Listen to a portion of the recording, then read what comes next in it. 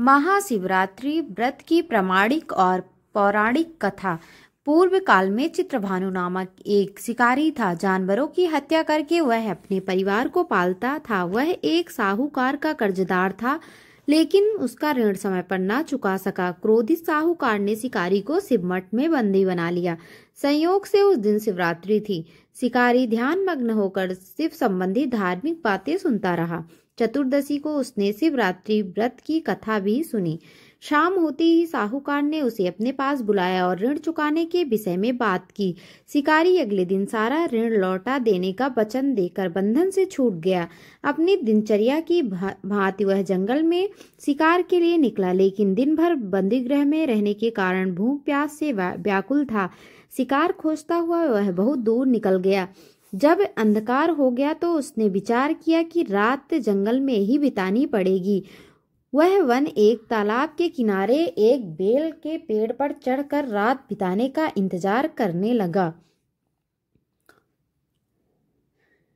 Bell पत्र के नीचे शिवलिंग था, जो बेल पत्रों से ढका हुआ था। शिकारी को उसका पता न चला। पड़ाव बनाते समय उसने जो टहनियां तोड़ी वे संयोग से शिवलिंग पर गिरती चली गईं। इस प्रकार दिन भर भूखे प्यासे शिकारी का व्रत भी हो गया और शिवलिंग पर पत्र भी चढ़ गए। एक प्रहर रात्रि बीत जाने पर एक गर्भिणी हिरणी तालाब पर पानी पीने पहुंची। शिकारी ने धनुष पर तीर चढ़ाया। जो ही प्रत्यंचा खींची, हिरणी बोली, मैं गर्भिणी हूँ, शीघ्र ही प्रसव करूंगी। तुम एक साथ दो जीवों की हत्या करोगे, जो ठीक नहीं है।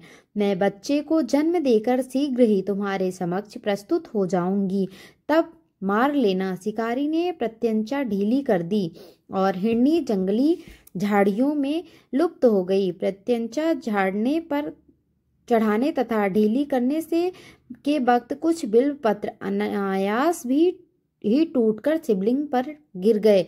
इस प्रकार उससे अनजाने में ही प्रथम पहर का पूजन भी संपन्न हो गया। कुछ ही देर बाद एक और हिरणी उधर से निकली।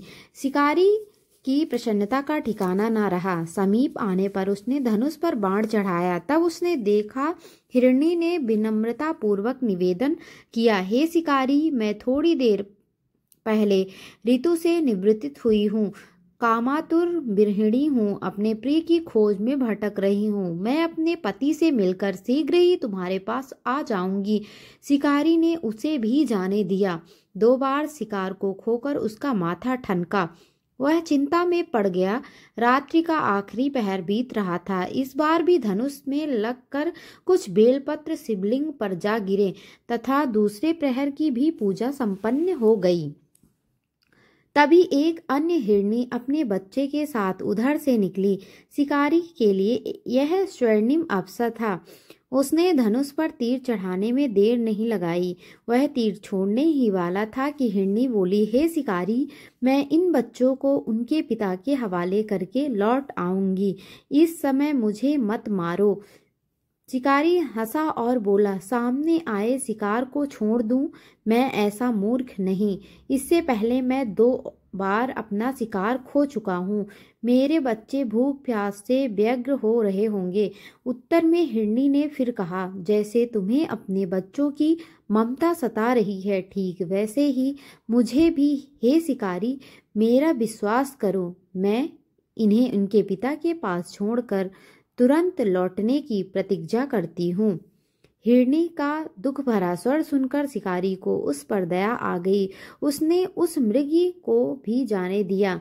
शिकारी के अभाव में तथा भूख प्यास से व्याकुल शिकारी अनजाने में ही बेल पत्र पर बैठा बेल पत्र तोड़ कर नीचे फेंकता जा रहा था। पौ कटने की हुई तो एक हष्टपुष्ट मृग उसी रास्ते पर आया। शिकारी ने सोच लिया कि इसका शिकार वह अवश्य करेगा। शिकारी की तनी प्रत्यंचा देखकर मृग विनीत स्वर में बोला, हे शिकारी, यदि तुमने मुझसे पूर्व आने वाली 3 मृगियों तथा छोटे छोटे बच्चे को मार डाला है तो मुझे भी मारने में विलंब ना करो, ताकि मुझे उनके वियोग में एक क्षण भी दुख ना सहना पड़े। मैं उन हिरनियों का पति हूँ। यदि तुमने कुछ उन्हें जीवन दान दिया है तो मुझे भी कुछ क्षण का जीवन देने की कृपा करो। मैं उनसे मिलकर तुम्हारे समक्ष उपस्थित हो जाऊंगा। मृग की बात सुनते ही शिकारी के सामने पूरी रात का घटना चक्र घूम गया। उसने सारी कथा मृग को सुना दी। तब मृग ने कहा, मेरी तीनों पत्नियां जिस प्रकार प्रतिज्ञाबद्ध होकर गई हैं, मेरी मृत्यु से अपने धर्म का पालन नहीं कर पाएंगी। अतः जैसे तुमने उन्हें विश्वास पत्र मानकर छोड़ा है, वैसे ही मुझे भी जाने दो। मैं उन सबके साथ तुम्हारे सामने शीघ्र ही उपस्थित होता हूँ।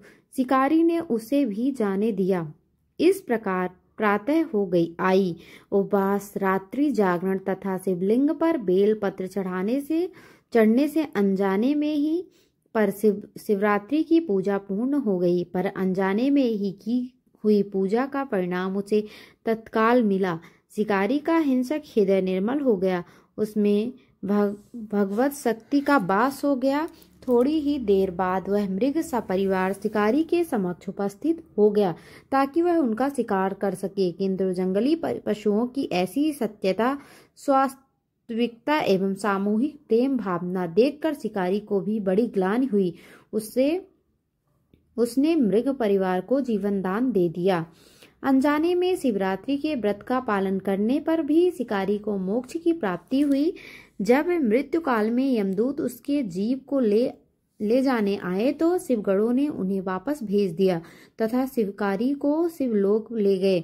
शिवजी की कृपा से ही अपने इस जन्म में राजा चित्रभानु अपने पिछले जन्म को याद रख पाए तथा महाशिवरात्रि के महत्व को जानकर उसका अगले जन्म में भी पालन कर पाए।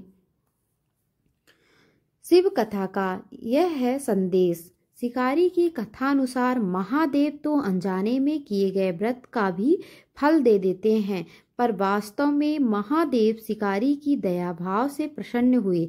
अपने परिवार के कष्ट का ध्यान होते हुए भी शिकारी ने मृग परिवार को जाने दिया।